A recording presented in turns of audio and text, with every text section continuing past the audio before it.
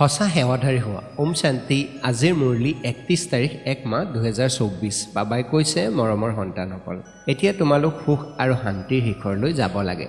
সেইকাৰণে নিজৰ স্বভাৱ আৰু চৰিত্ৰ শুধৰণি কৰি যোৱা, পুৰণিক পৰিৱৰ্তন কৰা। প্ৰশ্ন: মগজ যাতে সদায় সজীৱ হৈ থাকে তাৰ উপায় কি?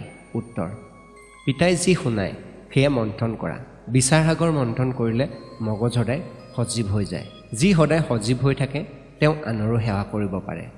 তেওঁ বেটেৰী সদায় চাৰ্জ হৈ থাকে, কিয়নো বিচাৰ সাগৰ মন্থন কৰিলে সৰ্বশক্তিমান পিতাৰ সৈতে সংযোগ যুক্ত হৈ থাকে। ওম শান্তি। ধাৰণাৰ বাবে মুখ্য সাৰ: 1. জলপানী ল'বলৈ ভালকৈ পুৰুষাৰ্থ কৰা। শিক্ষক হৈ আনক ৰাজযোগ শিকোৱা। মাৰ্গদৰ্শক হৈ সকলোৱে ঘৰৰ ৰাস্তা দেখুৱাই দিয়াৰ সেৱা কৰা। 2. সৰ্বশক্তিমান পিতাৰ স্মৃতিৰে নিজৰ বেটেৰী চাৰ্জ কৰিব লাগে। পিতাৰ আগত প্ৰতিজ্ঞা কৰা, পাছত কেতিয়াও কামৰ কোব খাব নালাগে। বৰদান: সেৱাৰ ভাৱেৰে সম্পন্ন হৈ প্ৰত্যেক আত্মাক প্ৰাপ্তিৰ ফল অনুভৱ কৰাওঁতা সঁচা সেৱাধাৰী হোৱা। শ্লোগান: পিতাৰ আশীৰ্বাদ পাবলৈ হ'লে স্নেহী, সুসন্তান আৰু আজ্ঞাকাৰী সন্তান হোৱা। ওম শান্তি।